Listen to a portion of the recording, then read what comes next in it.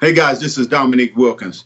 Check out the Basketball Time Machine with Sean David. Hey old school NBA fans, welcome back to the Basketball Time Machine. My name is Sean David. Thanks for tuning in.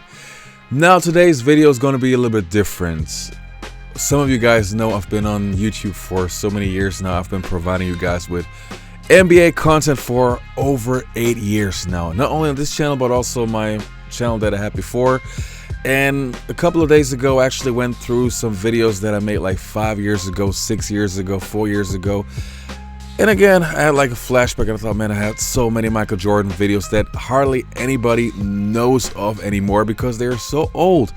So in today's episode, I just brought some old Michael Jordan stories back. Some of you guys probably haven't seen those videos. Also some newer ones. And as you can see, it's a long video. It's part 1 of part 2.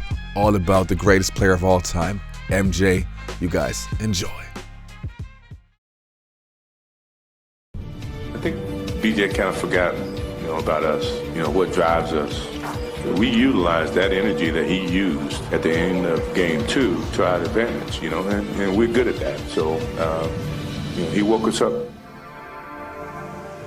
So I'm pretty sure most of you old school fans know the career of B.J. Armstrong, but still let me take you back to his beginning. From 1985 to 1989, Benjamin Roy, or B.J. Armstrong, played for the University of Iowa before he was drafted by the Chicago Bulls with the 18th pick in the 1989 NBA draft. At that time, the Bulls were the masters of identifying talent.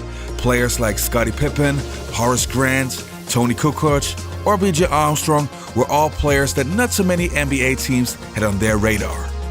Armstrong was supposed to have the backup role to John Paxson and should learn year by year to someday be the starting point guard. The 6'2" Armstrong was a very smart player with a very high basketball IQ, a solid defense, and a smooth shot. He was no John Stockton passing-wise, but the Bulls always had players that could pass really well, so it wasn't a big problem that Armstrong was not a great passer. BJ was a true Iron Man. In his first 6 seasons, he would only miss 1 regular season game. From 1991 to 1993, Armstrong would win 3 championships with the Bulls and slowly but surely turned into the starting point guard. Paxson was getting older, and Armstrong's game improved drastically over the years. After the 1993 NBA season, so when Michael Jordan retired, B.J. Armstrong's role changed drastically and he had to take way more responsibility. While Pippen was the clear leader, B.J. needed to raise his game in order for the Bulls to be successful. And he did a very good job. At that time, he was one of the most popular players in the NBA. He was even selected to be an All-Star that year. Shaq has added to his resume by being elected to start at center for the East in the upcoming All-Star game in Minneapolis. The 7'1" second-year sensation has successfully avoided the sophomore jinx and was his conference's leading vote-getter when the polls closed. O'Neal will be joined by a pair of Chicago Bulls. The Bulls have a 2-on-1. Scottie Pippen's making his 4th appearance, while B.J. Armstrong makes his 1st. Anything that you achieve individually is a result of what we achieve collectively, and that's my attitude. Even though Michael Jordan had retired, the Bulls had a fantastic season, while B.J. Armstrong was averaging a career high of 14.8 points per game and 3.9 assists. The next season, Jordan had his first comeback and helped the struggling Bulls to make a late run for the playoffs. But as we all know, they were kicked out of the playoffs by the Orlando Magic. Then there would be a drastic change in the career of B.J. Armstrong. After the 1995 NBA season, so at the beginning of the new dynasty, B.J. Armstrong was no longer a Chicago Bull. The deal was done before the draft, but the lockout put a lock on the details until now. Basically, B.J. Armstrong for 5 players: Carlos Rogers, Victor Alexander, Dwayne Whitfield, Martin Lewis, and Michael McDonald, all interchangeable types. It's a big key. You got to have versatile parts. You got to have versatile people and interchangeable people who can play 2 and 3 positions. Armstrong, meantime, would only have played guard and wanted to play for a contender anyway. He did not want to be here because he wanted to play for a contender, because he said by the time we start to win in 4 years, he'll be retiring. At the end, B.J. Armstrong ended on a Golden State Warriors team that was very far away from winning NBA championships. After 2 seasons with the Warriors, Armstrong was traded to the Charlotte Hornets in exchange for point guard Muggsy Bogues. Finally, BJ landed on a team with a lot of talent. Led by NBA All-Star Glenn Rice, the Hornets were up and coming. During that period, however, the Bulls were the most dominant team by far. After winning 2 NBA championships, the Bulls went through a rough start in '98, but would get their act together when Pippen returned after his injury. In the first round of the 1998 NBA playoffs, the Chicago Bulls would face the New Jersey Nets. And what can you say? Well, they got swept away. So now it was official. The Bulls would face the Charlotte Hornets, and BJ Armstrong would get the chance to play against his former team. The Hornets won 51 games that year, and even though BJ was coming off the bench, he would average double figures that season. In Game 1, everything looked like the Bulls would do what the Bulls do, leaving the Hornets without a chance. But in Game 2, everything would change. Charlotte started to play super aggressive and put the Chicago Bulls in a lot of trouble. The Bulls had a very tough time to score, and MJ also didn't have it that night. And while the game was close in the last minutes, BJ Armstrong took over. And BJ Armstrong pushing it up, guarded by Kerr. Well, Curry is on fire right now, and everything is kept shot. And now BJ Armstrong, the former Chicago Bull, hits a basket to give the Hornets a 3-point lead, and that is their biggest lead of the game. Charlotte on an 11-2 run here in the fourth quarter, sending this crowd into silence. Michael Jordan over Mason, and the rebound by Divac, and here's Armstrong trying to push it up again. Comes into a pick by Longley. And Armstrong hits, and now the Hornets can't miss as Phil Jackson wants a timeout. Glenn Rice off, and Divac gets the offensive rebound and a new clock for the Hornets with under a half a minute to go now. I remember if Chicago fouls, they're in the penalty. Big offensive rebound for Vlade Divac. The lead is 3. Armstrong will put up the jumper, and BJ Armstrong 76-71. The lead is 5. BJ Armstrong would win the game for the Hornets. But what made it even worse, after every single basket, Armstrong would stare down the Bulls bench. This would be the moment what would change the dynamic of the series. While the Bulls looked weak and fragile in Game 2, Armstrong would quickly remember that Jordan takes those things personal.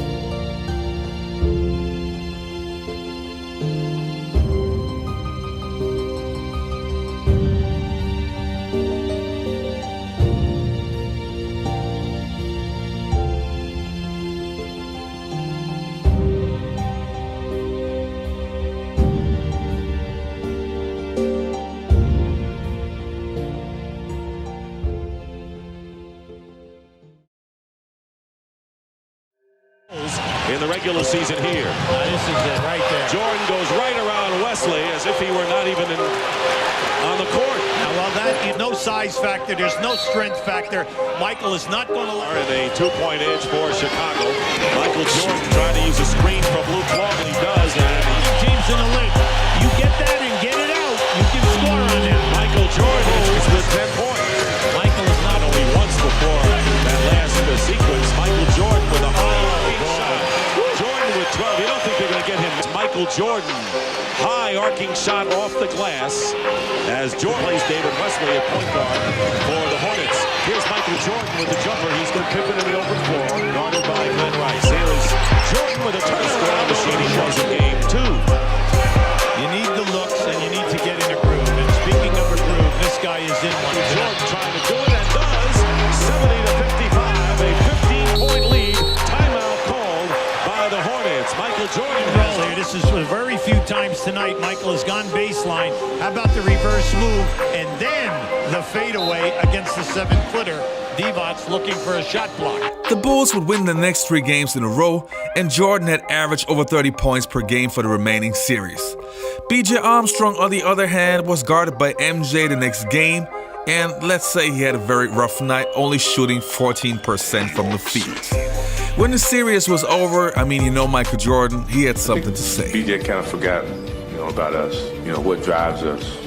We utilized that energy that he used at the end of Game 2 to our advantage, and we're good at that. So, he woke us up.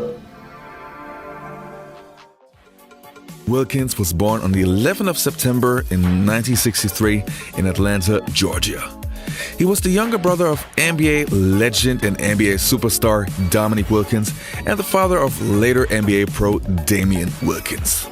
But while Dominique was a college and NBA superstar, Gerald had a way bumpier road ahead of him. He played college ball for Moberly area from 1981 to 1982 and then transferred to Chattanooga to play from 1982 until 1985. His college stats were not bad, but security to play in the NBA, no. He averaged 17 points, 4.1 rebounds, and 1.7 assists while shooting 51% from the field. At the 1985 NBA draft, Gerald was selected by the New York Knicks in the second round with a 47th pick. Since Patrick Ewing was the #1 draft, also by the New York Knicks, well, nobody talked about Gerald. But that quickly would change. Wilkins became a starter as a rookie and averaged 12.5 points in 25 minutes and quickly proved that he belonged. In his second season, it even got better. He averaged 19 points, became one of the best defenders in the league, and also showed his dunking skills at the dunk contest. I'd like to have his bad dunks. Well, here's the guy who's shaking up the New York Knicks lineup, Gerald Wilkins. He's in for Orlando Woolridge, who couldn't make it this year because he hurt his hand. Well, he shook him up with a 44 in his first attempt. Here goes for the second try. Over the chair! Oh! He talked about that the other day. He wanted to do something special, and that was it. He put that chair about 4 feet out in front of the basket. Well, he didn't put it there. Trent Tucker put it there. Yeah, his teammate. Another look. Over the chair. Isn't that incredible? And I'll tell you, Rick, he is no taller than 6'5". Gerald was now an established NBA player and stayed with the New York Knicks until 1992. We're here to compare the Nike Air Flight Lite with the Super Dave Slam Dunk Catapult. This whole thing is covered with genuine Saskatchewan salmon skin for real safety. This is the lightest Nike basketball shoe on earth. Let's check it out. This beauty's going to stop halfway and then launch me 37 feet in the air. Here we go. We're stopping. I think I broke my face. Well, of course you did. Oh, that hurts. Now from one NBA superstar in Dominique Wilkins to the other one, Michael Jordan. So how was Michael Jordan doing at that time? In the early 1990s, many people consider this to be Michael Jordan's prime. To me, it's a little bit later, but hey, everybody's entitled to their opinion. When it came to the Cleveland Cavaliers, Michael Jordan always seemed to have this extra gear. He had some of his greatest performances against the Cleveland Cavaliers, and I just would like to remind you of the first so-called shot. Poor Craig Elo. Gets the ball back, drives to the hoop, lays it in with 3 seconds to go.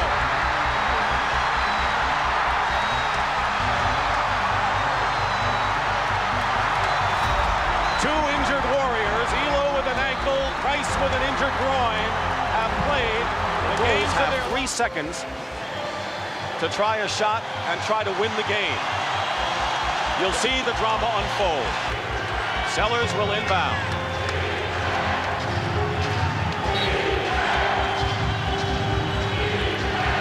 Sellers has Jordan. Jordan with 2 seconds to go. Puts it up and scores at the buzzer. Michael Jordan has won it for Chicago. Michael Jordan hit the basket at the buzzer. And just like Michael Jordan had to get over the hump with the Detroit Pistons, the Cleveland Cavaliers had Michael Jordan as their hump. And for that 1993 playoff series, they needed that extra player to stop Michael Jordan, the so-called Jordan stopper. And that's where Gerald Wilkins came in. Gerald Wilkins was known to be one of the best guard and wing defenders, so that was their solution to the problem. And how did it go? Well, let's take a look. Now, let's talk about a problem Cleveland and everybody has, the Jordan problem. Well, I mean, what are you going to do? You know Jordan's going to get his points. The thing that Cleveland feels real good about, though, is they brought Gerald Wilkins in, and they feel Gerald, with his quickness off the bench, can match up against Michael. Wilkins will get a lot of minutes. No one can stop Michael alone. They'll need help. The point guard, Jordan at the 2. Here's Cartwright out of that triangle offense. Jordan from 19. Chicago will run at Mark Price to try to force him to give it up. 4-0 Chicago. 2 minutes gone in the first quarter. Jordan with the drive on Sanders. Nance got there too late to help out. Michael just makes the move to the baseline. Sanders tries. Nance comes over, as he always will do. but Michael makes that one anyway. It's been a wonderful playoff run to get started here in 1993. Cleveland on a 19-6 run. They needed 21-16. Jordan puts a stop to that, as he has done. Yeah, they're coming in with their offensive player.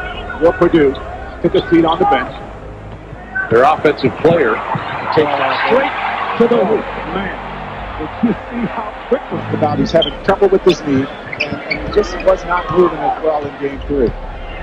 Jordan back again. There's the double team. Very thorough off top. But Michael goes over the double team, off the glass, and has 10 points. Hung up there over 2 defensive players and got it to go.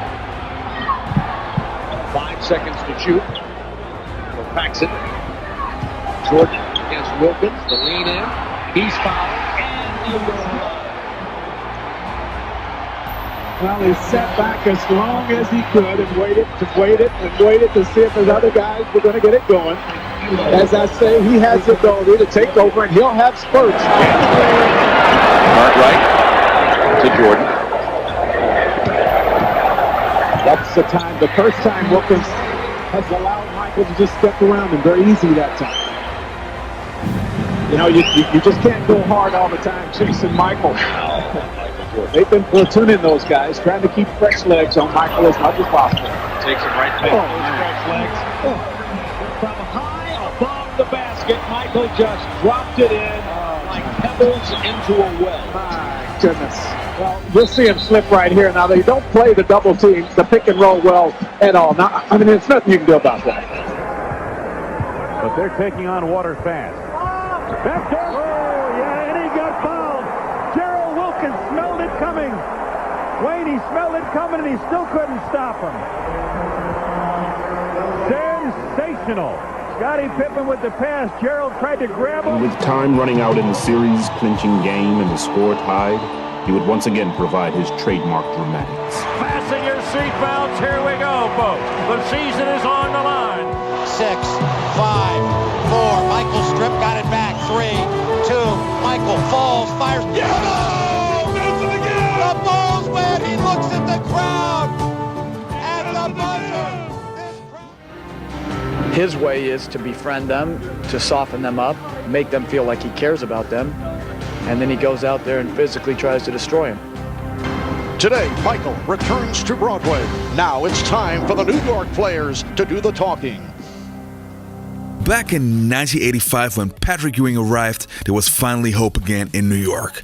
Patrick Ewing was the savior, who was supposed to lead the New York Knicks to an NBA championship. And the Knicks were terrible the years before, so, well, it couldn't get any worse. But what happens? Well, in the next couple of years, the Knicks still sucked. But everything would change when one man arrived, who would turn the entire franchise around. In 1991, Pat Riley became the head coach of the New York Knicks and changed the entire culture. He added some of the most toughest guys in the NBA, and suddenly the New York Knicks had an identity. They were the new bad boys, and simply the team you didn't want to play. From now on, the Knicks were a yearly title contender. And of course, if you want to become an NBA champion, a team like the Chicago Bulls with Michael Jordan had to be your rival. And boy, that was a rivalry. With a spectacular what a move by Ewing. Shot by John Starks. Jordan trying to shake off Starks. Oh, what a move by Jordan. Both clubs going at each other. Michael Jordan and Xavier McDaniel having words. Smith stopped again. The Knicks over the Bulls in 7. The season ends for the New York Knicks at the hands of the Chicago Bulls. So when Pat Riley left the New York Knicks to be the big man in Miami, somebody had to take over his job. And it was somebody that nobody expected. That guy. Yes, the man on the floor trying to hold back Alonzo Mourning's knee, Jeff Van Gundy. Fortunately for these guys, they are both awful fighters. Not needed. Van Gundy was out quickly. And hit butt on the follow-through of the roundhouse right. There. Van Gundy saving him. Van Gundy sacrificing himself to try to save his player. Because What's the scenario, Mark? You swing and don't make contact. Chicago. Well, Jeff, who normally stands over the sideline placidly with arms folded, clearly out for a couple seconds here as he caught him with the side of his hand and caught right. It looked like he got Jeff on the bridge of the nose and knocked him silly for a couple of seconds, but no harm, no foul, no blood, so Jeff's still all right. At first, it was really weird to have Jeff Van Gundy as the head coach of the New York Knicks. He was a no-name at that time, and even though he has been the assistant coach of the New York Knicks for many years, it was still strange. But after a few months, Van Gundy did a very good job and actually had the Knicks on the same level as the Knicks were with Pat Riley. Still, they never could beat the Chicago Bulls. And then someday, Jeff Van Gundy felt that he had the solution and the reason why. And then he said something about Michael Jordan that wasn't too smart. His way is to befriend them, to soften them up, make them feel like he cares about them, and then he goes out there and physically tries to destroy them. I don't go on the court expecting, to make friends. I go out there to play the game of basketball like I know how to play. Michael Jordan is always on the lookout for extra motivation. In January, Jeff Van Gundy did just that. Today, Michael returns to Broadway. Now it's time for the New York players to do the talking. Chicago, in losing to Houston on Sunday, shot less than 40%. Sunday at home against Miami. Here's Jordan posting up again. First lead of the night now. Ewing knocks it right back into the hands of Mr. Jordan. That's 3 turnovers for New York in the last 5 possessions. Here's Jordan. Jordan and Pippen have scored all of the Chicago points. Jason Catchy off the dribble. Finds Jordan. Now Larry Johnson will switch. Conversation with Jordan and Childs that Wennington. Jordan with a spin move finds Kerr for a quick 3. Pippen, they'll settle it down. Jordan off the dribble. For the Bulls. Jordan for the Bulls.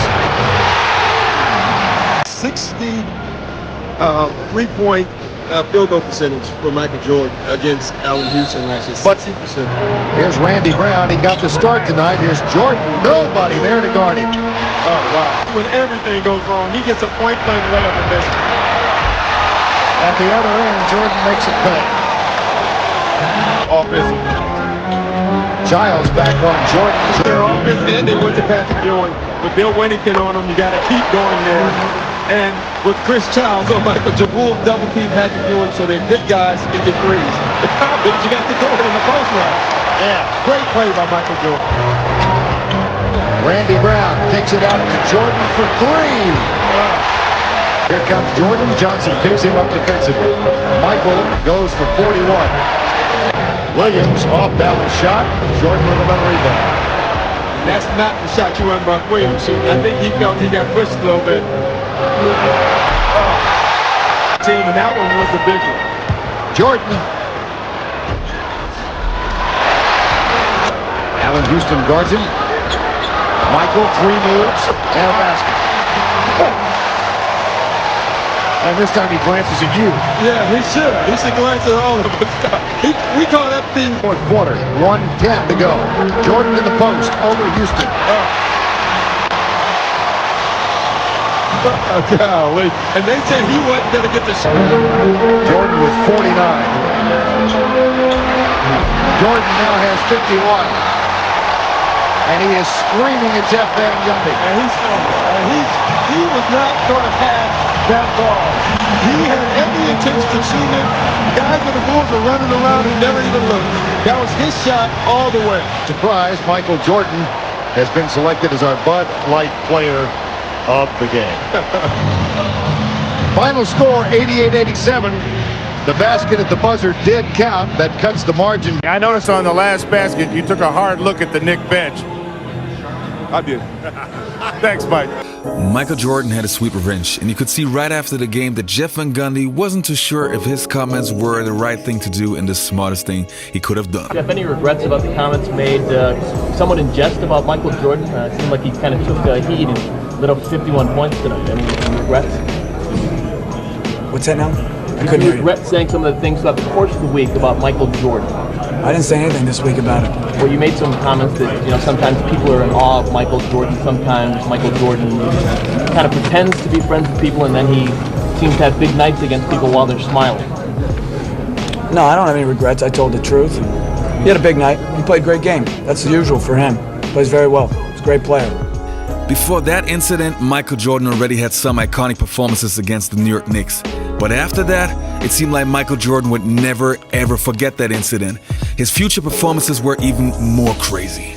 Did you take it personally when Van Gundy called you a con man? Yes. It rubbed me the wrong way then, and if I hear it now, it still rubs me the wrong way because that was never my intent. I was good friends with Oak. I was good friends with Patrick. But I'm not trying to con them to play a different style to play against me. I mean, that to me is like attacking my basketball skills as a sense of saying, only way you win is you make these guys think that you like them. No, I actually do like them. Oakley almost tried to take my head off every time we played, and then we go to dinner afterwards. Right. You know, he played me no different than if he was playing me if I did go to dinner or I didn't go to dinner. I felt like that was inappropriate for him to say something like that. After all Van Gundy had said, Michael heard all the talk. Long jumper. 51, and he goes, yes! And he looks at Van Gundy when he does it.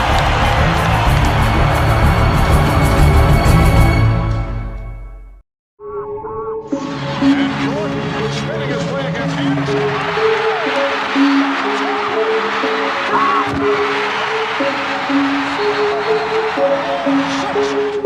He was like 45, isn't 23. Get myself back to this level of basketball and hopefully get back in the situation where I can redeem myself. From long range, Scott had it blocked by Jordan. Over the back, this could be entertaining. I wanted to go back to the feeling I had with 23. Now, before we get to the crucial moment where Nick Anderson is disrespecting Michael Jordan, let me take you back to the early beginning of Nick Anderson's NBA career so you know who I'm talking about. Nick Anderson was born on the 20th of January in 1968 and was, funny enough, a Chicago native. The 6'6" small forward / shooting guard played college ball in Illinois and was considered a powerful wing player that had high potential. When he was drafted by the Orlando Magic in the first round with the 11th pick, the fans had high expectations for Anderson. While the team was a very odd mix of role players, Anderson quickly confirmed that he was a good choice by the Orlando Magic, and even though he came off the bench in his rookie season, he was still averaging 11 points per game. In the next couple of years, Anderson turned into a leading star player of the Magic and was even close to becoming an NBA All-Star. But of course, this role changed as soon as Penny Hardaway and Shaquille O'Neal came along, but still Nick was a very, very important and valuable asset. The one thing that made Nick so valuable was that he could not only post up with a strong body, but he also could shoot the three, which was very important since Shaq was always double teamed. In this role, Anderson was still good for 15 to 20 points per game and was one of the reasons why the Orlando Magic were the new team of the future. But so were the Bulls since Michael Jordan had his comeback. Even though there were not many games left when Michael Jordan came back, everybody knew that the Bulls would now be a clear title contender again. The entire league was scared, and even though the Orlando Magic had a powerhouse, they did not want to play the Chicago Bulls and Michael Jordan. When MJ returned, we all know that he wore number 45 instead of number 23, and he had some great but also some weak games. His body and mind wasn't ready yet. When the Bulls and the Magic met in the playoffs, Game 1 would go down in NBA history. 91-90 the score. Chicago with the lead with 18 and 1/10 seconds to play. And Jordan spinning his way against Anderson. Here comes Hardaway. For Rodman. The Magic by 1. 6 and 2/10 seconds to go. Another look as Nick Anderson did it from behind. Chasing Jordan, knocked it away, leading to this. And Penny Hardaway finds Horace Grant flying in on the right side. A rare moment, Michael Jordan losing the ball in the crucial seconds of the match. In this game, MJ lost his invincible aura, which is exactly the reason why Nick Anderson, who stole the ball of Michael, said something that he probably never should have said. After the game, Nick Anderson said, he was like 45, isn't 23. Oh, man. Well, obviously, Michael Jordan is superstitious. 45 is in mothballs. 23 is back. I just felt like 45 wasn't natural. I wanted to go back to a feeling I had with 23. When we met them the next game, MJ just went off. Been shooting much in the past few games. Misses that jumper. Bad pass. Pippen finds Michael. The pull-up. It's down for a three. Hello. Well, Michael got the first good look and he drains the three and he ended up having his heart away. That's why I think they have to stay more at home with him. Michael has 5 already. Nick Anderson has that look like, Anderson During the playoffs, averaged 11 field goal attempts during the regular season. Jordan with the block of Shaquille O'Neal. See him coming. Well, this is what Michael does best. He attacks a post player from behind. Shot clock. Isolate Jordan right side against Nick Anderson for 13. Michael Jordan has 9 points in the first. Orlando's become a team that can guard you. No kidding. Sure. Michael Jordan has 11 points. He's too open, too close in my view. If I'm giving a shot at the top. Jordan with the steal on the break. The Kukoc one touch to Pippen. What a beautiful play by the big 3 from the Bulls. Anthony Hardaway tried to make a cross-court pass there. Out of that hold on to it. Tied at 44. Bulls back. Jordan looking to go to the basket, and he gets his first layup of the night. And a great back pick that time. I couldn't tell who shot the play. On the perimeter because he wants to drive. Jordan with the steal. This will be good. Well, it wasn't great, but it was good. Donald Royal will not shoot the jump shot. Posting Michael against Hardaway. 10 on the shot clock. Fadeaway jumper from the baseline. Michael Jordan, he has 2 attempts and 2 baskets here. Carrying number 23 as we take a look at the last play of Michael's jump shot here. He switched from 45 to 23. So he's been working underneath the hoop. Jordan's pull up. Oh yes, he's 3 for 3 as it's half. Playing in a better rhythm. Playing in a much Little league father. Little league father. 7:48 to go, third quarter. 10 on the shot clock for Chicago. Jordan 3 for 3. Make it 4 for 4. Hard to the hole. It doesn't go, but Michael follows. Jordan with the offensive rebound. Jordan has the rebound in Orlando, Florida. Bulls hoping to even the series. Jordan has not missed in the section. Time running out. The fadeaway. Big bucket from Michael Jordan. 8-point Bulls lead. Brown with 34 points on 28 shots. And Doug, that's a 1.34 ratio. You pointed out that the closer Michael is, 1 game to none. Michael's pull-up jumper. Nothing but net. 36 points, which was game 1's number. From long range, Scott had it blocked by Jordan. Over the back, this could be entertaining. Well, it's entertaining depending on who you're for. It wasn't very much 91. There's the block of Dennis Scott, and here's the Jordan jam. What an incredible game and what an incredible performance by Michael Jordan. The Bulls not only win by 10 against the Magic, but MJ literally destroyed the entire Magic team, and especially Nick Anderson, who didn't stand a chance that game. Of course, we all know that this series was won by the Magic since Michael Jordan could not keep that level up yet. But also this defeat would fuel Michael Jordan's energy and make sure that the next season he would come up ready and help the Bulls to sweep the Orlando Magic. It was inevitable. And now after taking care of Detroit and Atlanta, the time had come to meet up with the Bulls. And so in the days leading up to the series, I started getting in game 3, still another un-Jordan-like move. It's all part of what spurred Michael on to his return this season. I think what it did for me was made me go back into the gym, play more basketball in the summer. I hadn't played in almost 2 years of basketball, mostly just baseball and swinging a bat. So physically, I had to get myself back to playing basketball. So I think the whole summer, I geared myself to get myself back to this level of basketball and hopefully get back in the situation where I could redeem myself for what happened last year. But Shaquille O'Neal and offer any kind of resistance, and then you're counting it on. Dennis Rodman now 9 rebounds. 5-point lead for the Bulls. It was 115. Jordan for 3 guys.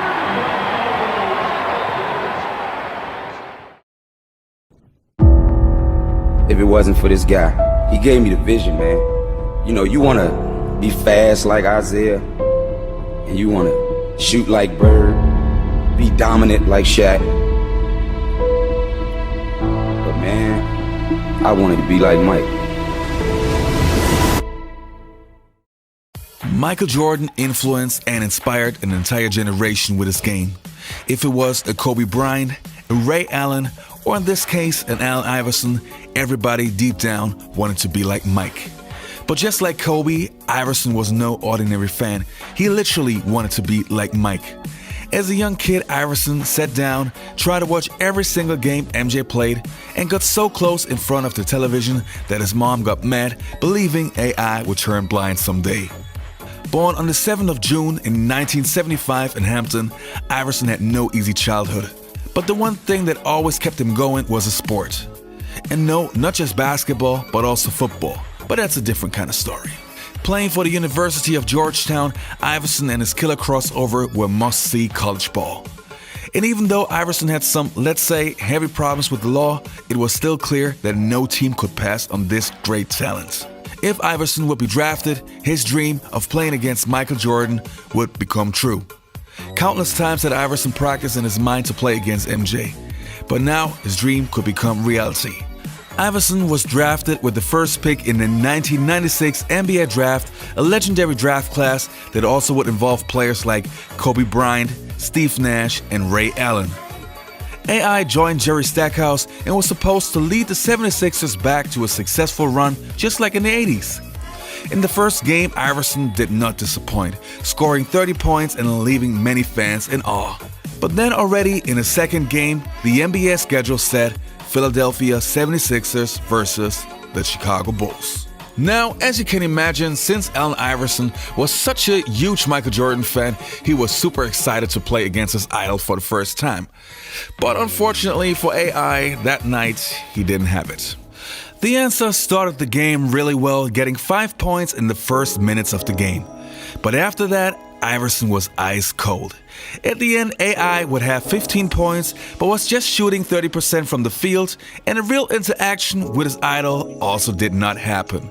But even though the answer could not repeat the great performance from the game before, he was so happy that finally he was able to share the same court as MJ. What time is it? I mean, I was excited, because I'm thinking,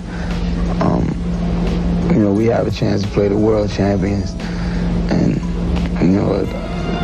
the day will come where I'll step on the court with, in my eyes, the best basketball player that ever stepped on a basketball court. And it was just an exciting moment for me, and it was something that I treasured for the rest of my life. The next weeks would pass and Iverson was making a lot of noise as a rookie. He and Stephon Marbury had an ongoing battle about the Rookie of the Year award. Iverson was gaining confidence and had some incredible 30-plus points games.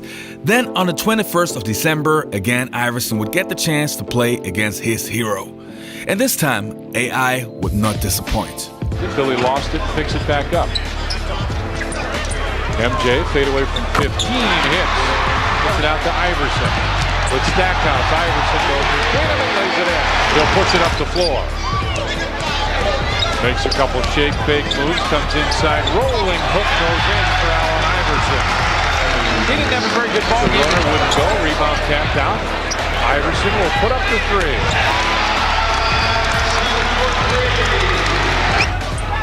It's a good-looking hats right behind him. Santa hats. Michael for three from the corner. Pushes it ahead. Bounce pass to Iverson in the lane. Puts it in with a reverse layup. Again, the Bulls would win the game, but this time Iverson really put up a fight, dropping 32 points on Jordan's Bulls. After the game, MJ was asked about Iverson and had the following to say. Talk a little about Allen Iverson for a second. First of all, two-part question. I want to know what you think of his game. He had 32 points, but 9 turnovers. And number two, for a rookie, does he talk a little too much on the court? Well, I mean, he's very confident, and I think I can understand where he's coming from. He wants to be respected in this league, and he certainly has the right skills and the approach to this game. I think he's going to have to learn a lot to improve his game and just all around. And I mean, the trash talking is part of the game. As long as we come up with the win, I can care less. Thanks, Michael. But even though AI had a great night scoring-wise, there was no interaction with Jordan. It all had to wait until All-Star Weekend. Iverson was selected to play in the rookie game, and was on his way to the locker room. That's where he passed Mike, but that first real meeting went totally different than Iverson expected. Did you talk to him before the game at all? No, it was just strictly. It was the first time I ever talked to him was that year playing in the rookie game. I'll never forget it because he said, "What's up, you little bitch?" Naturally, Allen was a little bit shocked at first that his idol said something like that to him, but he would later say that this made him realize that this was serious competition and there was no space for idolizing his opponents. He would remember what MJ said and was determined to give the right answer in their next game. It was the 12th of March in 1997 and Iverson was taking no prisoners, giving the Bulls buckets and buckets and buckets. This guy could be the Rookie of the Year. We don't know. He leads for rookies. A Spoon on the block against Pippen. Double down from Harper. Back outside to go to Iverson. Spoon with the screen. Iverson to the right hand. Waited for that rebound to Kerr to the floor. Iverson picked it up. Now Coleman again high off the glass. Rodman takes the board. Lead for Jordan. Misdirected and stolen by Iverson.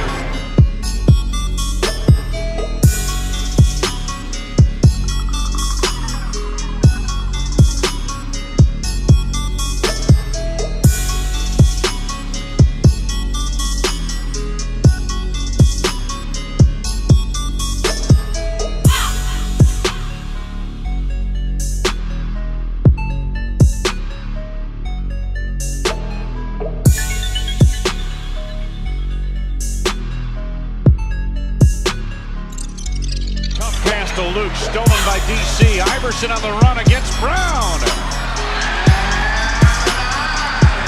High dribble against Kerr. Watch the crossover. There it is.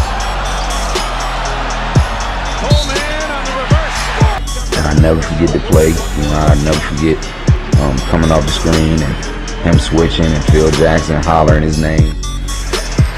Iverson draws Jordan now. Watch this.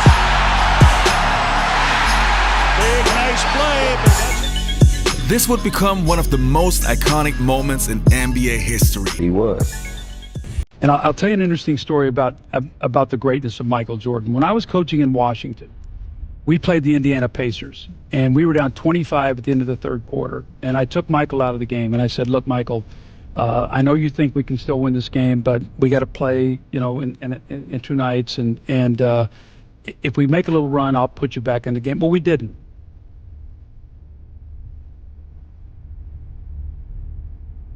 Well, I found out that after the game was over that he had 8 points in the game, and he broke a streak of like 860-something games in double figures. Michael Jordan, of course, is coming off of a rather disappointing performance. In fact, he never scored under 10. He went 866 consecutive games with at least 10 points. And so the media was, how do you think Michael's going to be with this? I said, look, Michael's got championship rings, he's got gold medals, he's got NCAA championships, he's got MVPs. He's not going to care about the 8 points. So he met with the media and agreed. That bus is lonely as a coach when you're sitting there after you've got your head handed to you. So I was sitting on the bus, and actually Michael had hired me. He was the part owner and president GM, hired me to be the coach, and then he came back to play.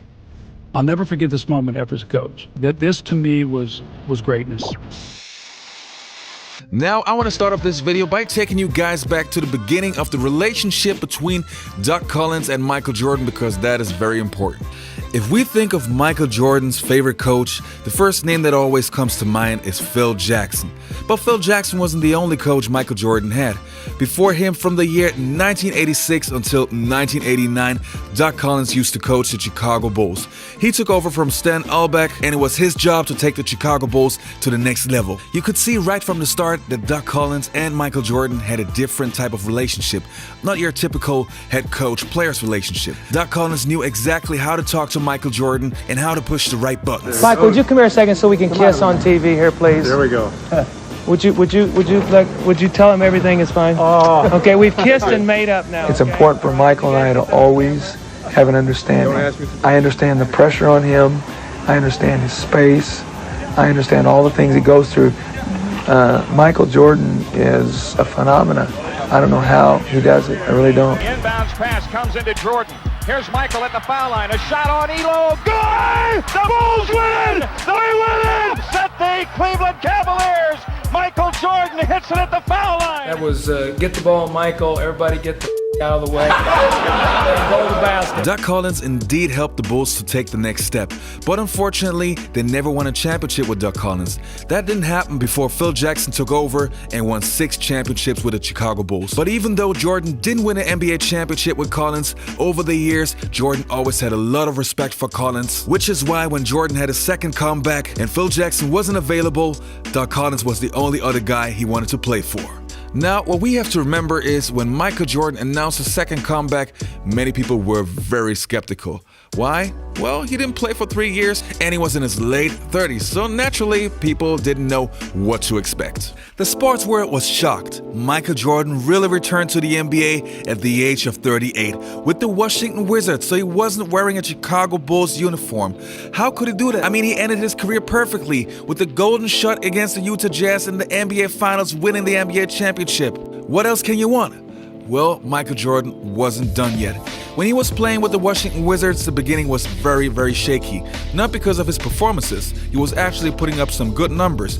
19 in his first game, 31 in his second, 20, 19, 32, 32, and so on and so on. But for the first time in his career, Michael Jordan lost 8 games in a row. This was not what Michael Jordan had expected. Also, in December in 2001, Michael Jordan's performances were very inconsistent. And then on the 27th of December in 2001, Michael Jordan only scored 6 points against the Indiana Pacers. He only made 2 shots out of 10, which not only killed Michael Jordan's streak, but actually got Michael Jordan thinking.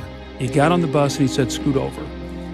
And he looked at me and he said, "Do you think I can still play?" And I said, "Absolutely, that's why I'm here, to be here to help you."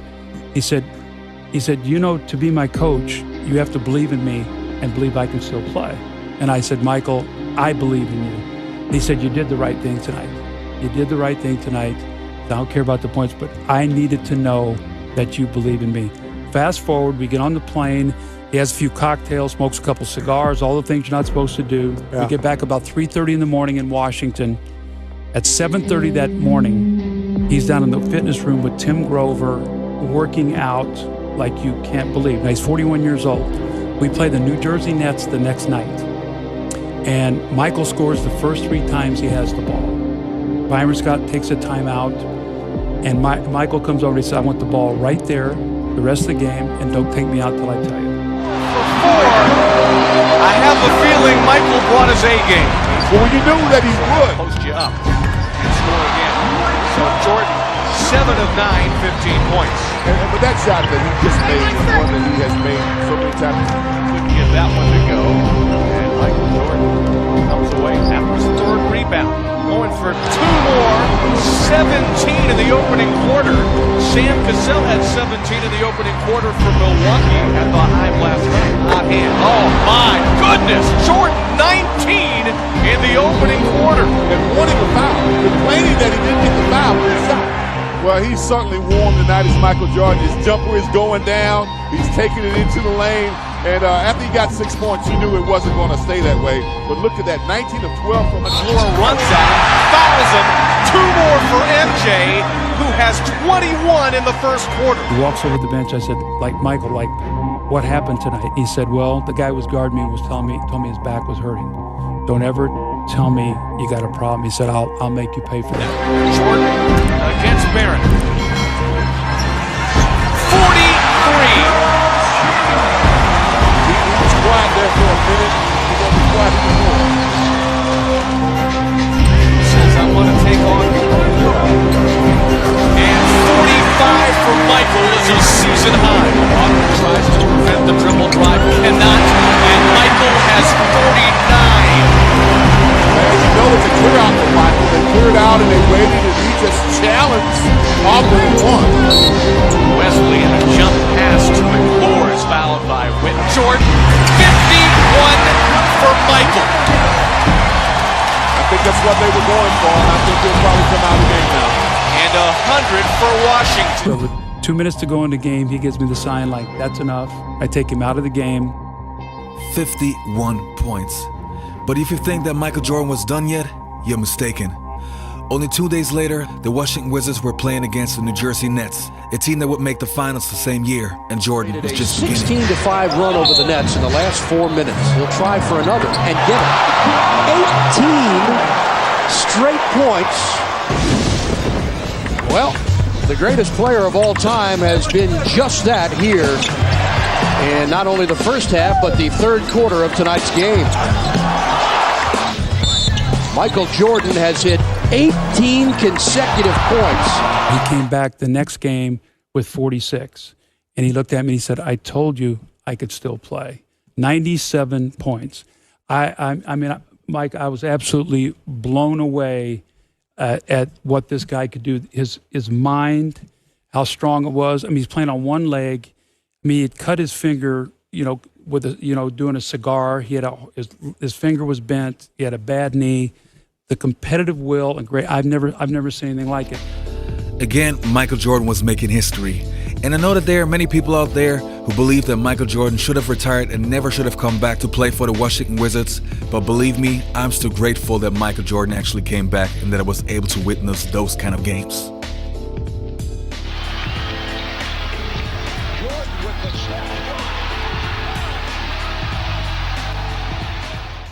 Isaiah Ryder was born on the 12th of March in 1971, Oakland, California.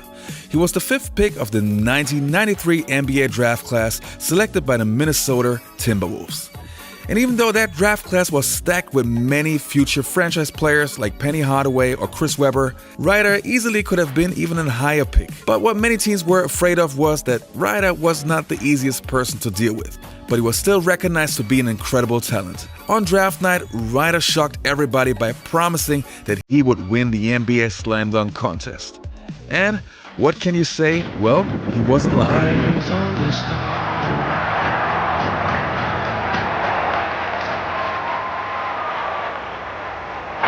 Oh, Ryder, you are one sweet piece of work. Isaiah Ryder couldn't bend you the ball bounce to the house.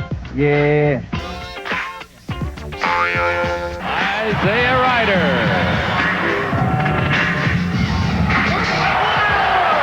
Well, that brought the crowd to their feet. Try to do my own thing, throw a little power, and do some different things in dunk contests rather than everything everyone else is doing. Here's the local hometown favorite, Isaiah Ryder.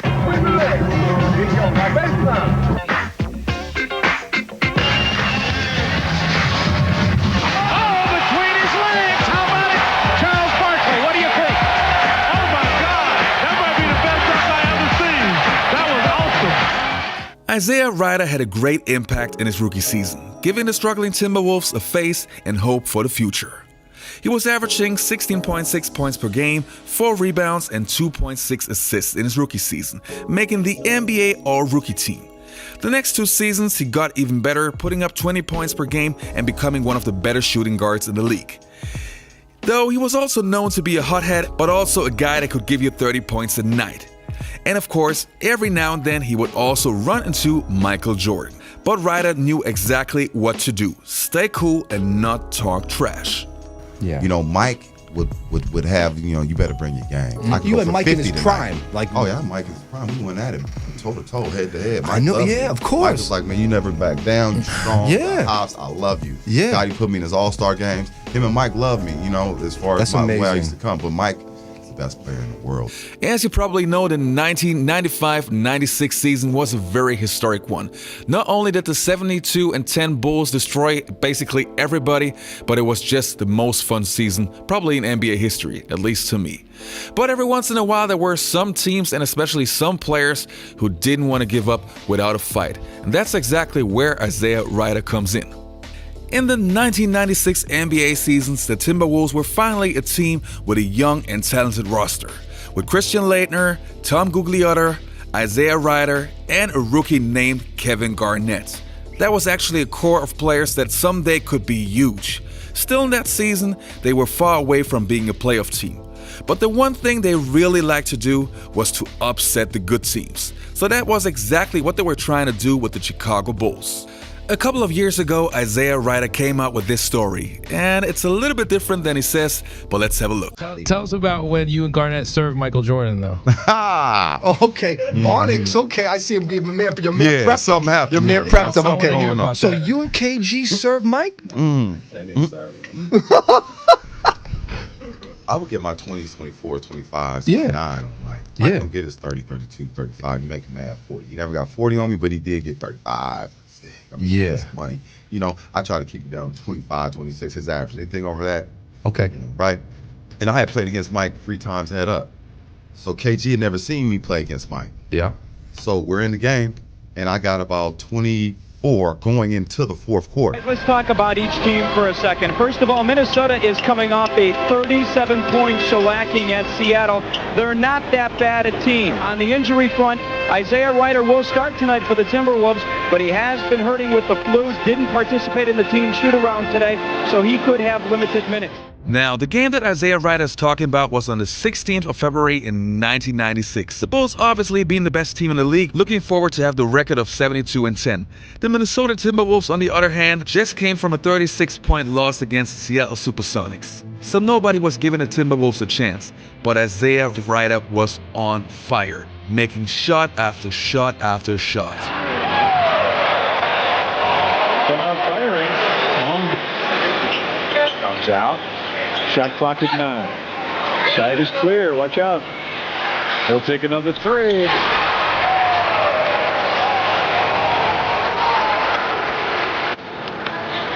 Toni, good show help by Toni. Ryder at the free throw line. Ball fakes, comes inside with the left hand, couldn't get it. Scottie lost it. Ryder inside. Out Martin to go baseline. Ryder for a wide open 3. Nice 3 by Isaiah Ryder. He's Scottie trying to deny the pass.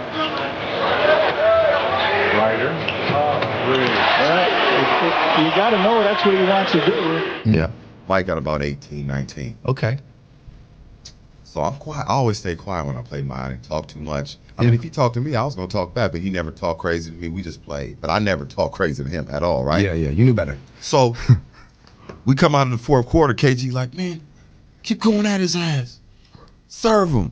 He can't guard you. He can't da-da-da with you. He can't mess with you. Yeah. I was like, I was quiet. I'm looking at him like, chill. Because Mike was literally right there. And him KG was hype. Like and KG he's super hype. Yes. You know, loud. I'm super hype, so we vibe, right? But I'm like, chill. He's like, man, he looked at me like, man, he can't guard you. Keep going at him. I'm like, man, chill. He's like, what? I was like, he's standing right here, buddy. And and KG was like, I don't care. Keep going at him. Wow, too strong for this dude, man. Too strong for him. I was like, wow. So Mike looked at KG, looked at me, looked at KG. I was like, Mike, he don't know the rules of the game, man. He's just a young puppy. You know what I mean? Mike was like, okay, you talking? You know what I mean? I said, man, he don't know the rules of the game. Yeah. Mike looked at him again like, okay. Looked at me like, okay. I said, what you looking at me like that for, right? Went to the fourth quarter, man. That man got about 17 quick. Mad, looking at KG, looking at me, looking at KG. Motivated. I said, look, I got to guard that man. Rebound tapped out. Rodman, he tipped it to Michael for a 3. Yes, Rodman with the big tip out to Mike. Mike's got 20 now. And the baseline. Oh, a little tricky trick, and they need a timeout. Wow. Bulls have put a run together to start this second half. It's on the line. Martin trying to foul. How quick can he go from 3 to a 2?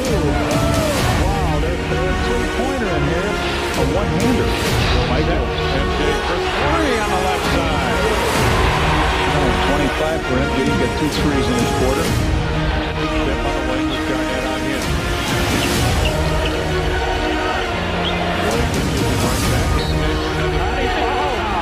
Ryder cuts behind Michael with 3.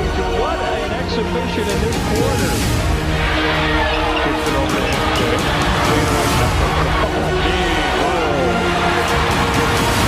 And this dismisses the team like the time of game. The superstars really come up, don't they?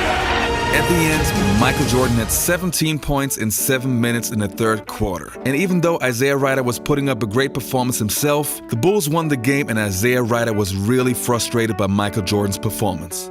Don't believe me? Have a closer look. Kicks it over to MJ. Fadeaway jumper.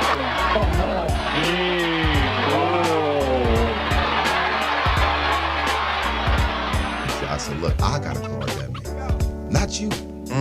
You know what I mean? Mind you, KG was having a great game on Scottie. KG had about 30, I had about 28. Yeah. I mean, we was getting it. It's amazing. But KG didn't understand that we don't talk to Mike like that. No, we don't gas him up. Don't gas him up. At least I guard that man. Right. You can go talk to Scottie or whoever all you want. Well, you said the rules. You didn't know the rules. You know. An aerial view of the Felt Forum at Madison Square Garden, Midtown Manhattan, the 1987 NBA Draft. And we're waiting now, only 45 seconds away, for the Boston Celtics. There's a player, I don't know who they've selected. There's a player, Reggie Lewis from Northeastern, which is, of course, in Boston, who's available now. I don't know if they'll take him. Yeah, pack your suitcase, just walk across the street. That's exactly. You mentioned Reggie Lewis, one of those Dunbar alums also. The Boston Celtics, with the 22nd pick in the 1987 NBA Draft, select Reggie Lewis of Northeastern. Reggie Lewis. Wow, he was busting into his breakout. His stardom, his breakout. Right. The Reggie thing, you know, I just think he doesn't get his just due historically. That was the only guy I saw from that era at that position who would really go with Jordan. Like, he gave Jordan, back me up. Yeah, yes, he did. He did. I was there. Gave Jordan a lot of trouble. He sure did. He was long, he was smooth, effortless, unassuming at times. And you'd look up and he'd have 36, 38, like you said, against the best. And Mike, and I saw it firsthand. I saw it every day in practice. I looked up to him.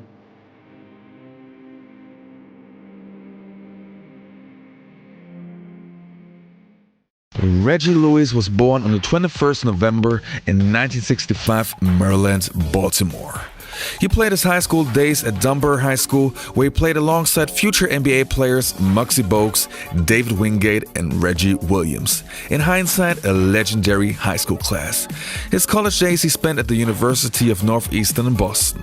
Over his 4 years at Northeastern, Lewis scored 2,708 points and is still the all-time leading scorer at that university. Lewis was drafted in the first round, 22nd overall by the Boston Celtics in the 1987 NBA Draft. On a telecast from Little Northeastern. Northeastern's the largest private school in the United States in Boston. Reggie is 6'7", 195 pounds. He's 21 years old, Larry. And he averaged 22 points a game, as you said, and he is 183 pounds. And I think if there is some concern about his physical abilities, it's that he does not have a lot of upper body strength. He is a good player. He's an excellent shooter. He moves around the perimeter very well. See right there, he can bury it from beyond that three-point range. The Celtics were looking to add some young talent to the team, especially for the aging big three of Larry Bird, Kevin McHale, and Robert Parrish. And they really needed some young talent, especially after the death of Len Bias, the second overall pick of the 1986 NBA Draft, who died of a cocaine overdose. As a rookie, Lewis didn't receive too many minutes, averaging only 8.3 per game under coach Casey Jones. Remember, at those days, as a rookie, you had to earn your minutes and you had to wait your turn. By his second season, thanks in part of his new coach, but also because of the injury of Larry Bird, Lewis averaged now 30 minutes per game and scored 18.5 per game. In that season, Lewis also became an NBA All-Star. Reggie Lewis, roller coaster jam. Lewis, around the world jam.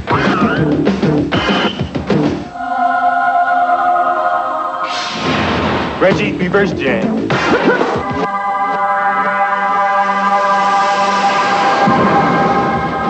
That's reverse jam. That's Reggie Lewis. When Reggie Lewis became a starter, suddenly people started to realize that, hey, that guy can actually play. And when he played against Michael Jordan, people also started to realize that this was something different. And the biggest proof was on the game on the 31st of March in 1991. This season, they'll get into it in spurts. And they're quiet here at the start. Part of the reason may be that the Celtics no longer shoot nearly as many three-point attempts as they used to. The transition game not quite the same as in past years, or the glory years, as we say. Reggie Lewis with his first bucket, struggling, looking to pull out of a slump that has affected him throughout the month of March. Jordan had it deflected. The block by Lewis, and pass, and the Bulls get it right back. They have the numbers. Paxson open. Yes, they missed 7 against Cleveland. There were 14 for 21 from the line. Here's Jordan going left and rejected by Lewis. That's interesting. A guy gets his shot blocked and gets an ovation from the crowd. It's like never supposed to happen to Michael Jordan. 10 seconds left, first quarter. 5 seconds. Lewis. Yes. Just there, beat the buzzer. Reggie Lewis throws it home. And the game is tied at 28.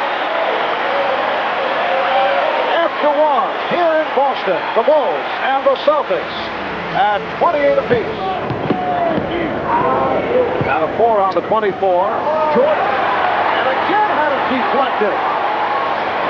There's Shaw, right at Armstrong. Lewis on the follow. Boston by 4. That's part of the difference in these new Celtics. The athleticism with the young guys. When you miss one in transition, they're right there to follow back up and in, running the floor hard. 20-second timeout call by Phil Jackson. You see if the Bulls are making a conscious effort to go at Kerr at the defensive end of the floor, saying that he was a little bit too involved in the first half offensively and rebounding. Reggie Lewis on a quick release. 10 points for Lewis, and the Celtics by 3. Lewis again with room. Reggie Lewis has hit 5 out of 7. Get away from that half-court defense. Steve Brown has checked back in, as has Ed Pinckney. Here's Lewis. Nice move. Going right at Jordan. And that's succeeded. The games that they've won, and he's also stepping up his contract negotiations. Yes, he is. He was dissatisfied about the way things were going earlier, but it looks like they're closing in on making a new deal. Reggie Lewis continues the hot Boston shooting. Looked at him as a quiet assassin. He was just an offensive machine. He blocked 4 of Michael Jordan's shots in one game. There's no one in all of Michael's career that can make that claim. Yes, I think that's a fair statement to make. But Michael Jordan wouldn't be Michael Jordan if the next matchup wouldn't be crazy. The next time the Boston Celtics played against the Chicago Bulls, Michael Jordan scored 44 points and shot 61% from the field. But let me make one thing very clear. The matchups between Michael Jordan and Reggie Lewis were legendary because Reggie Lewis actually made Michael Jordan work for his points.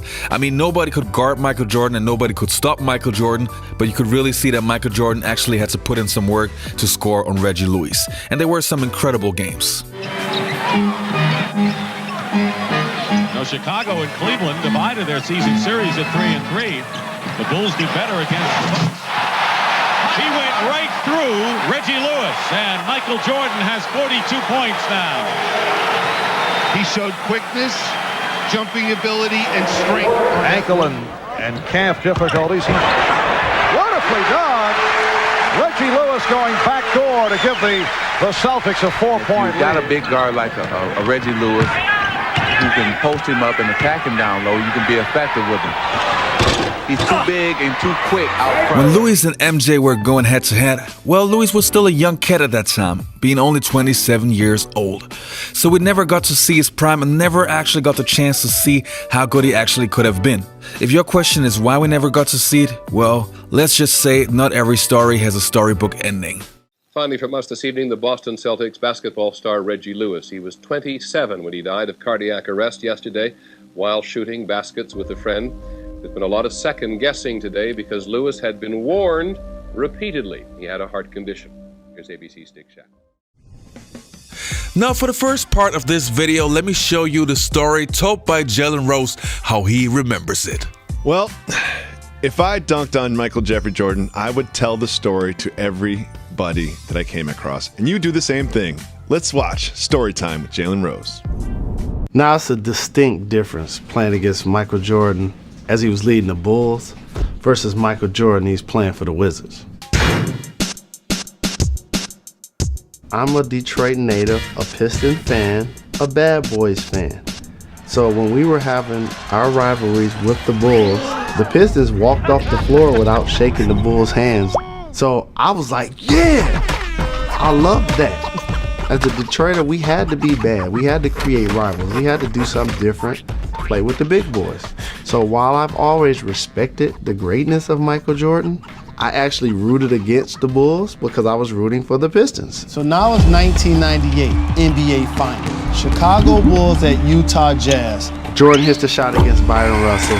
He's retired. Cut to 4 years later. Jordan decides he wants to play again for the Wizards. So I remember playing against the Sometimes I Dream That He Is Me, Mike in Chicago.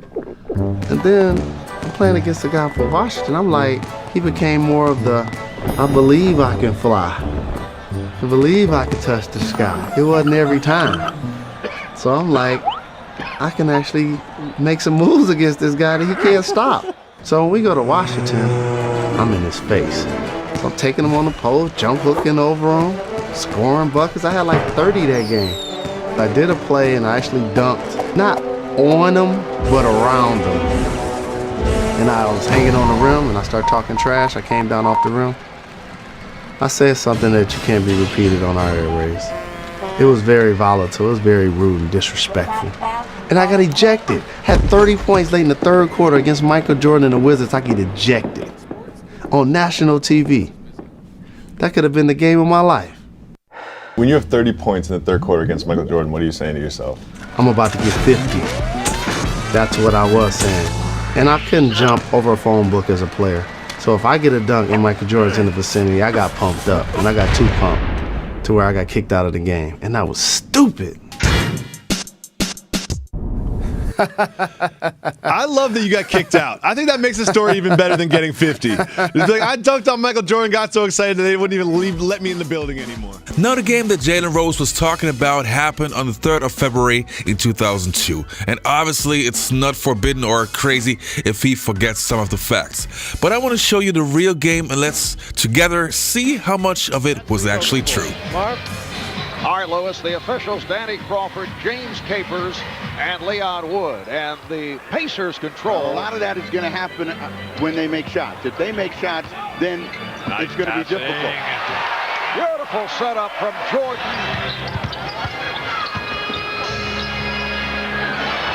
Jordan, yes. But we're seeing a real style and identity, a continuity offense here, something that not a lot of teams run in the NBA. The Pacers want. They want it quick. They'll shoot it quick from all over the floor. Jalen Rose able to knock down the three by Michael Jordan. Almost from the same spot that he hit the game winner over Craig Elo in Game 5 of the Eastern Conference semis in '89 as Michael hits on his second field goal. He now has 4 points and the Wizards lead by 7. And I think back to the 2 previous games. Love to see Courtney Alexander get to that free throw line a lot more. Now he's getting torched on defense. Yes, Jalen Rose over Courtney Alexander. So the Wizards now lead 28-21. Jordan draws the foul. Jalen suckered into one there. Wizards at 23-21. They have won their last 2.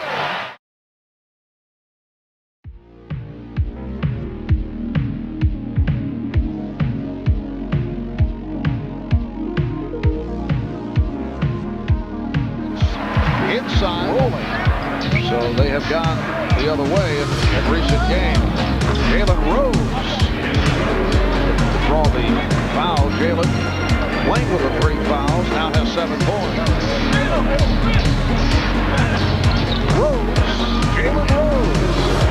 He's done the job on the offensive glass, and that's what got them to lead. But when you only have a 4-point lead, then you've got to do a whole lot more. Jordan inside. Well, Michael Jordan with 10 points, and the Wizards now lead by 6. Jordan off a series of moves on Jalen Rose. So a couple of buckets here at the start of the third quarter. Getting in trouble, Indiana, is right at the point when they get the ball. They've been trying to find Rose, who has made 3 buckets from the outside. Well, Jalen Rose is feeling it. It appears as though they're trying to go at Michael Jordan, make him defend, and Jalen Rose is the guy that's delivering the bucket. Jordan and Hamilton. And Jordan shoots the three. Michael Jordan. Michael with only his 8th three-pointer of the season. This is going up. All right, Jordan putting the spin on Rose. Oh, Michael Jordan in the face of Jalen Rose, and Michael has come on in dynamic fashion here in the third quarter. Electrifying the loyalists here at MCI Center. Now, all that means is Jalen Rose is coming back. Now, whether he makes a shot or not, he's going to start looking at Michael Jordan. Now, they just started off early. Who on this earth could ever slow that down? Just put it down. Hamilton got a piece of it, but Rose. Well, if I dunked on Michael Jeffrey Jordan, I would tell the story to everybody that I came across. And you do the same thing. They're down 16. You don't be talking trash in that situation. Trash talk is good anytime. That's what he's trying to tell you. Nice move by Rose. Able to split through a couple of That's a taunting technical foul. I'm getting some more of it. Totally out of line. I mean, well, what is that about? I mean, this guy is an all-star level player, in my opinion, Jalen Rose. That has not won a playoff game, has not won a playoff game in 19 season homes. Jalen Rose. How long will Jordan be sitting out here? Doug Collins needs to win this game. Oh, Jalen Rose is on fire. Austin Crozier had the good run of the first half, is back on the floor. Rose for three. And Michael Jordan looks right at his teammate. Real must be ecstatic. Oh, Rose beating the Wizards down court, and Tinsley was right on target. Time remaining, just under 7 minutes to go on the fourth. Jordan. What a time. What power, what balance. What a competitor. 19 points for Jordan. Hamilton has the baseline closed by Miller. Shot clock down to 5. Nesby. Look at Hamilton above the rim. And Michael Jordan is there for the putback. And that's a huge play. That might be just enough to close him out. Technical foul. Double technical. As Jordan and Rose in a heated conversation going face to face. And then Tyrone Nesby steps between. Doug Collins comes over to settle down Michael Jordan. Why do you get involved in garbage like that? Now for Jalen Rose, who's had the hot hand and helped lead Indiana back. Very foolish move to get involved. With the 3rd pick in the 1990 NBA draft, the Denver Nuggets select Chris Jackson from LSU. So the first early entry player to be selected is Chris Jackson, who left LSU after his sophomore season.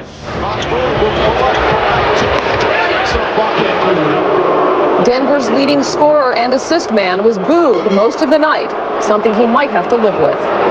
I don't play for the fans. Not to say I don't appreciate the fans, nor coaches, nor media, nor money. I play because God has given me the talent, and I try to use it to the best of my abilities. Can you explain to me what happened the night? Did you have 51 points, Utah after a concussion? Can you explain to me what happened there? One year Jordan had happened to me. He picks me out of the crowd, asks me to come on the court. He gives me the ball. He says, young fella, I want you to try to come to me. And you're all, give me the best you got. 2 apiece for tie. Abdul-raouf for 3. What if I tell you that when Shaquille O'Neal played in college, he wasn't even the best player on his team? I know it sounds crazy and outlandish, but even Shaq admits to that. So in this story, I want to talk about Chris Jackson, aka Mahmoud Abdul-raouf, a true NBA phenomenon. Before Chris Jackson would later be known as Mahmoud Abdul-raouf, and before he was the 3rd pick of the 1990 NBA draft, he played college ball at LSU alongside Shaquille O'Neal. Chris was a college superstar and nationally known as one of the biggest prospects in college basketball history. This guy could give you 40 or 50 points once he got hot. A deadly combination of far superior ball handling skills, a super quick release, and just precise when it comes to shooting.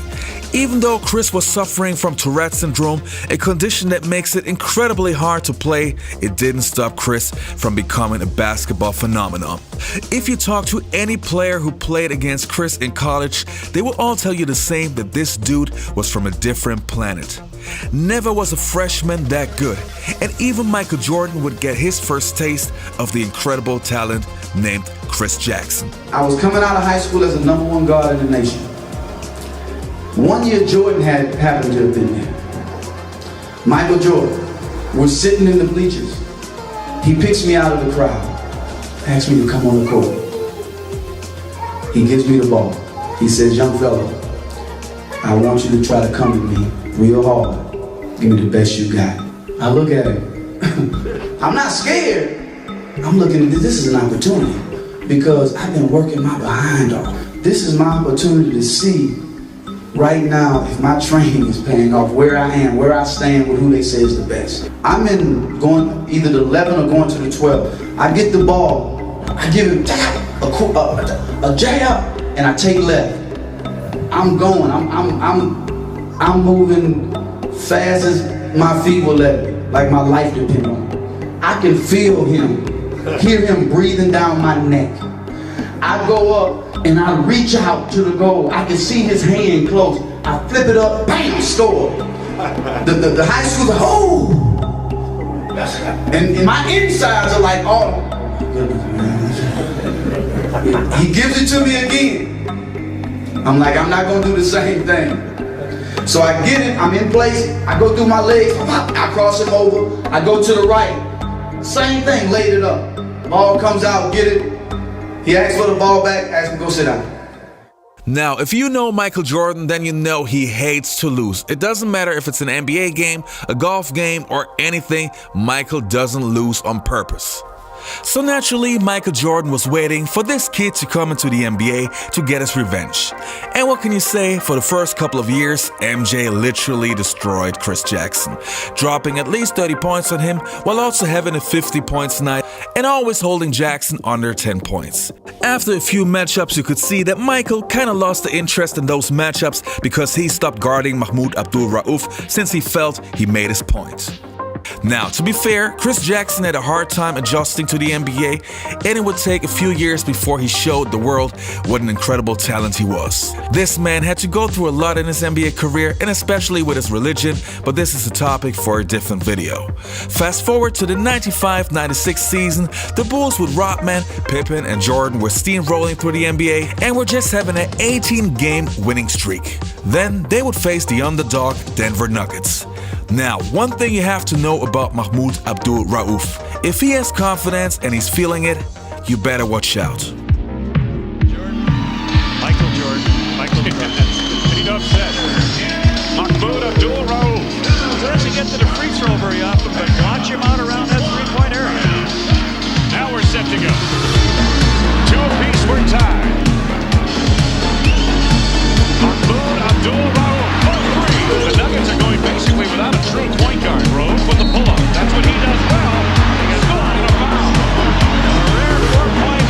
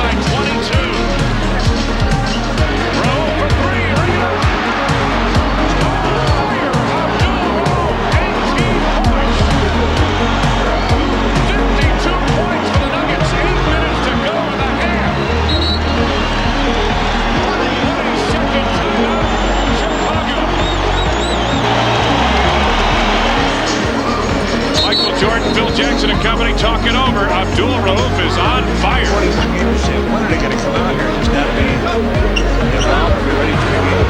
Raouf elevates over Kerr.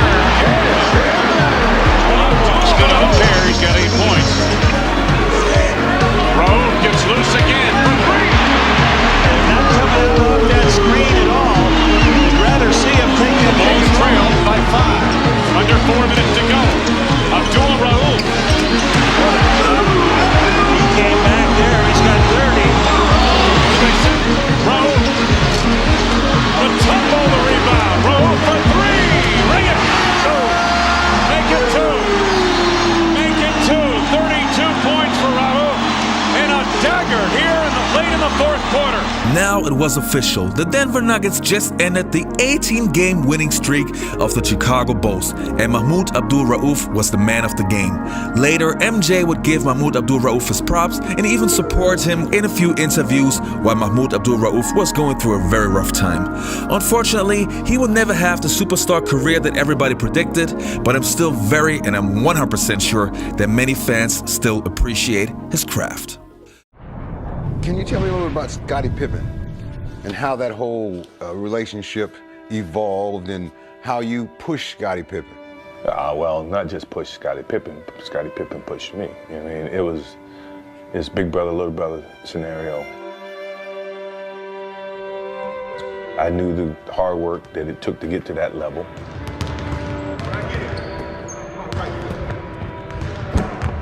And if we wanted to get from point A to point B to point Z, then I'm gonna have to pull this guy along. We're gonna have to find a way to coexist. We're gonna have to find a way to challenge each other.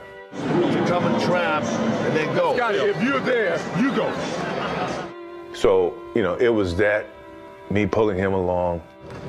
Come on, man, let's go. Where you going? I'm ready. Let's go. You hear that? Come on. No, Captain. No. Let's go. I'll miss out on this. That's entertainment. 145. To where, okay, if you're gonna play this game, you're gonna have to get it like this. You could have just spin around. I thought when I saw your fake, you thought that someone came over. Karl Malone was at the top doing this. Okay.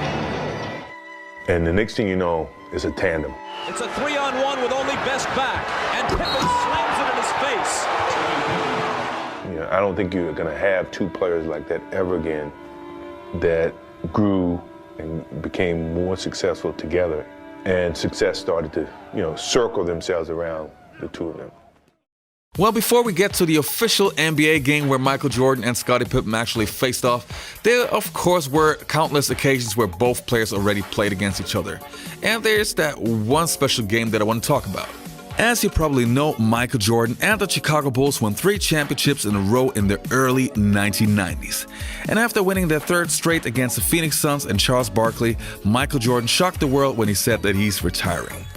And there are countless rumors why he retired. Some people say it's because of gambling reasons. Some other people say that he really lost his motivation. Well, I'm sticking to the official version. Michael Jordan lost the motivation to play basketball. Shortly after that announcement, Michael Jordan started to play baseball, and let's say he was decently successful. The NBA at that time was looking totally different. Gone were the dominant days of the Chicago Bulls, but teams like the Orlando Magic, the Indiana Pacers, and the Houston Rockets were now the new big dogs in town. Still, many fans were sad that their idol, Michael Air Jordan, wasn't playing basketball anymore.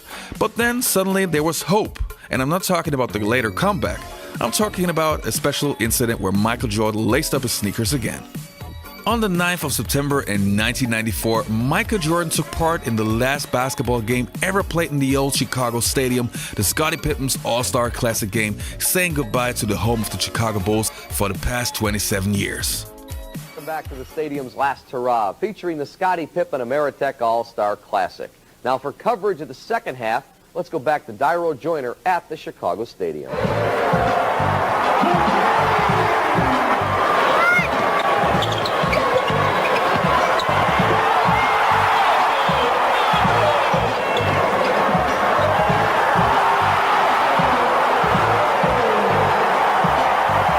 Him and Scottie got a little grudge match going, and they playing a little cat and little mouse game right now. As you see, he work out on Scottie. Oh!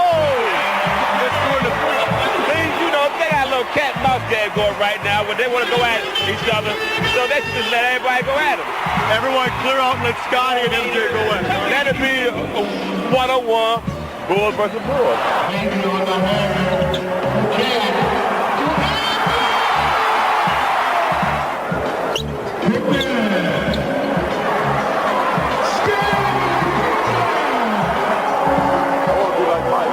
It was an incredible game, and actually the first game that I can recall where Michael Jordan and Scottie Pippen actually played against each other, and it was just so great and so much fun to watch that game. And if you ever had any doubts if Michael Jordan could still play basketball, well, that guy scored 52 points. And there's this one iconic scene where Michael Jordan kisses the Chicago Bulls stadium floor goodbye. If you know Michael Jordan and Scottie Pippen, then you know that those two guys are as competitive as it gets, and they took their game attitude right into practice. And it wasn't like they were trying to defend some other guys and some scrubs. In practice, they actually guarded each other and challenged each other to the max. These guys had a special bond. They was with each other for 6-7 years beginning before I got there, and it was fun to watch those two guys really interact with each other. I mean, really, they play against each other in practice, at home, playing cards or doing anything that has something to do with physical tasks. And when I watch them in practice and in the games, man, sometimes I sit back and watch. And I'm looking at Resnikov, I'm looking at, there's people that's so gracious on the court, and sometimes you just have to just, I'm like a little kid sometimes looking at these guys. I will always remember when Michael Jordan had a second comeback and he was wearing that Washington Wizards uniform, and Scottie Pippen was playing for the Portland Trail Blazers, and I couldn't believe that this dream actually became reality. Michael Jordan against Scottie Pippen. So let's have a look how that game went. First time we see Michael Jordan matched up against his old teammate Scottie Pippen. They played a total of 961 regular season games together, and of course a bevy of playoff games, and they won 6 NBA titles together. Well, they were any championship team has to be strong defensively, and those two led the way. They were so disruptive defensively, creating turnovers and forcing bad shots. Pippen is yet to walk out onto the court, and here he comes right now, and let's see what kind of greeting he and Michael have. Not much. Just a tap of the fist. Leitner's wide open from 17 feet. Can't get the roll. Another alley-oop. Wallace, and he slams it in. Jordan driving on Wells, gets bumped, and Michael will shoot two. Hughes underneath Michael, waited a little bit too long, and the Wizards turn it back over.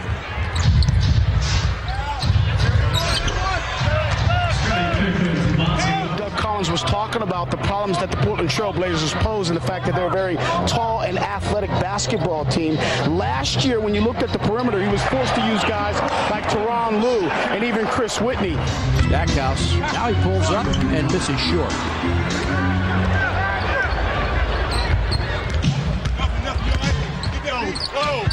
Pippen draws a foul, and it'll be on Brendan Haywood. That's his first.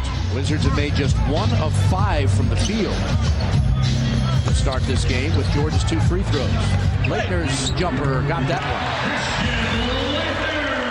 Again, they find Leitner in the same spot, and this one's a little strong. Gets his own rebound, but knocked away from behind by Wallace.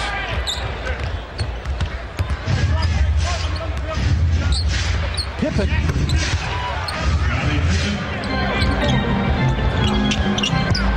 MJ off the glass. 6 points for Jordan.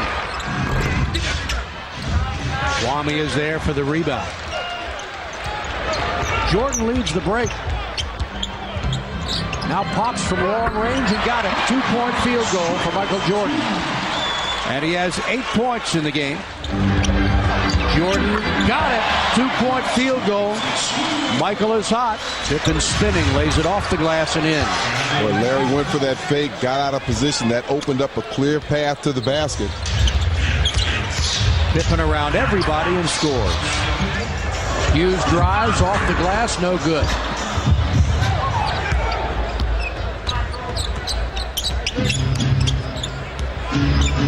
Pippen's jumper got it. It's so easy for Portland, and the Wizards just can't get a decent shot. Patterson around Jordan. MJ blocks it. Pippen underneath and an easy two. Leitner is free. That's no good. Jordan inside, lays it up and in. Well, 12 points for MJ. Yeah, he stuck right around Derek Anderson. Keep in mind, he was on the other side, but just had a nose for where that ball was going and beat Derek to the spot. Wow. Dale Davis has become an outside jump shooter. Blazers have beaten the Wizards 7 straight times. The last Washington win came on March 24th in 1998 in Portland. Pippen inside, easy two.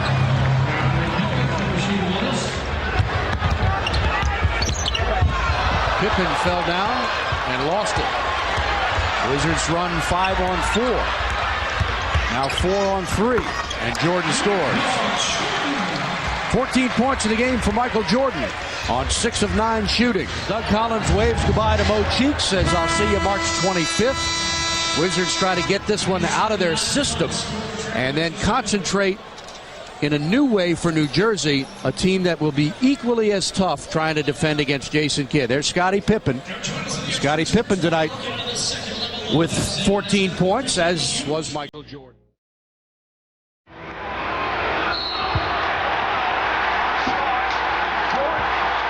Because he was hit and got scratched by Starks, and he was very upset about it. He had a will like no other player that I ever played against. Certain guys I can get to mentally, but him I could never get to mentally. And believe me, I tried my best. But, you know, he was that special player that you couldn't break his will. You know, if anything, you just taking him to another level. It's left in the fourth quarter. Starks. Was able to slide to the basket. He's handled by Kerr. After they had broken up initially, now they went back after each other again. This is what Michael Jordan almost goes after him. Fortunately for Chicago, he's held back. Fortunately for New York, Rivers and Ewing can get the Starks and hold him back. Michael Jordan receiving a standing ovation. Starks is a little too small, he's a little too short. And he's kind of like, he's too little, he can't guard me.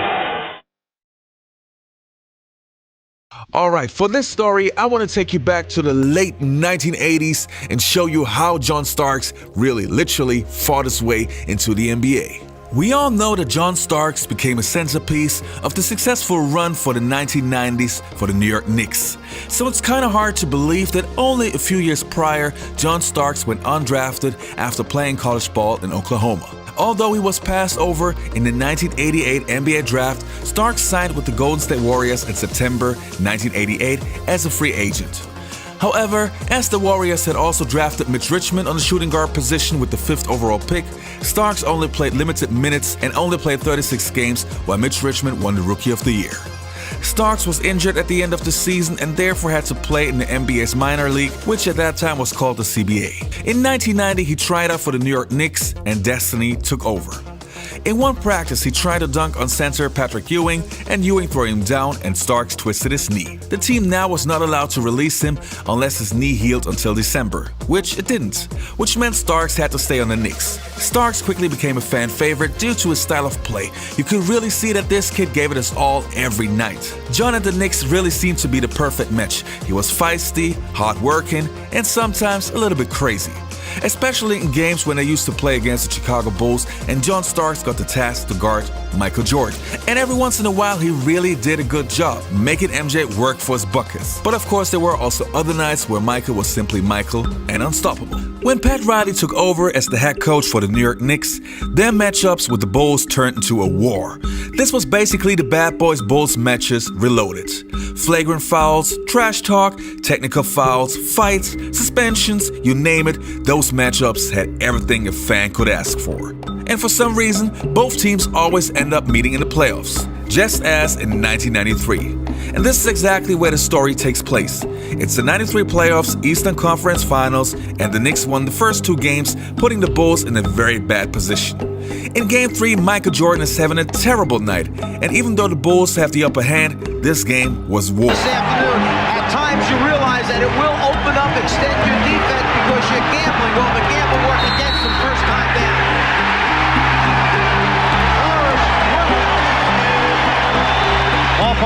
setup from Michael Jordan. The attack by New York, Ewing with the finish against the pressure by Chicago, and then immediately down to the guy they're trying to get back involved in their game, both ends of the floor. Run the offense, look out.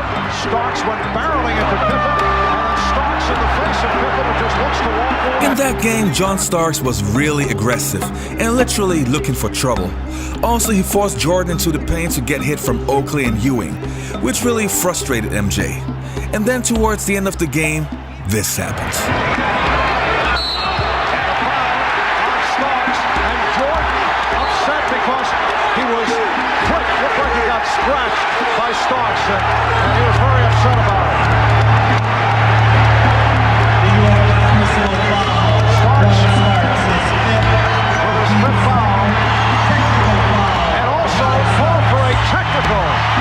And they continue on.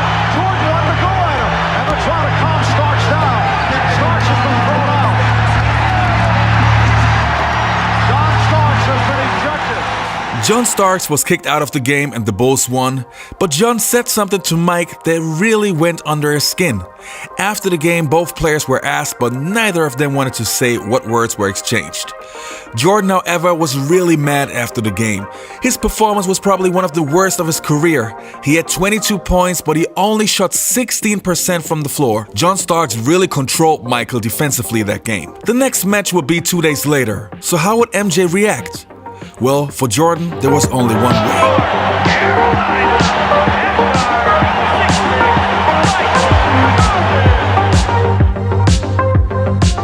Second portion of the regular season and through the playoffs.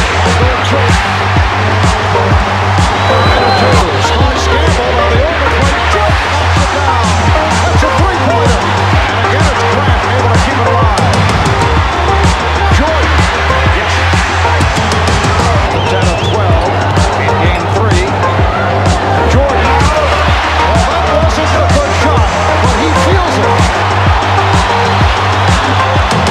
Bulls leading for the first time this afternoon. 26. Jordan for 3. Michael Jordan with 17 points. That's his second from that personal. When you feel it like Michael Jordan does this afternoon, you have the confidence to come down in transition and take a three and make it. Jordan at the guards. Pippen, Cartwright, and Grant up front. Jordan looking free. Yes. Shot clock is down to 5. Here's Jordan. Michael Jordan beating John Starks. 35 for Jordan. Pippen rotated back in time, got position. 3 fouls on Starks. Jordan for 3.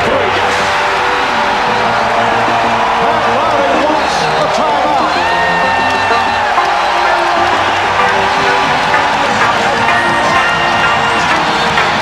Michael Jordan with 28. The Bulls by 11. Starks in the game. Then after foot faking and getting some space, Jordan gets a clean look and again hits a three. Facing the head fake from Jordan.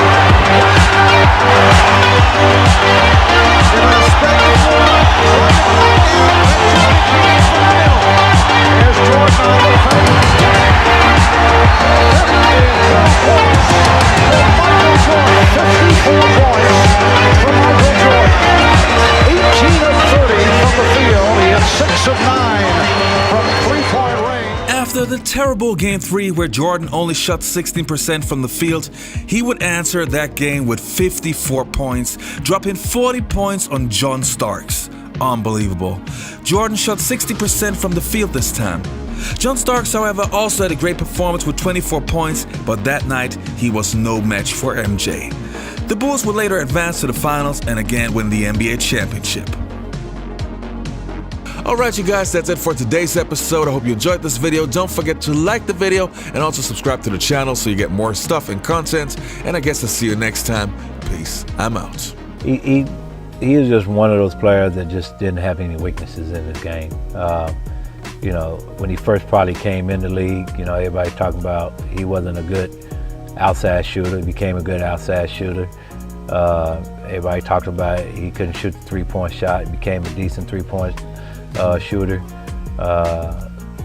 You know, down low. Didn't have a post-up game. Developed a post-up game. They say he wasn't truly a good ball handler. Yeah. Became a good ball handler. Defensively, he was just incredible on that end of the court. And so, but he's probably, I think what separated him from everybody is that his mind.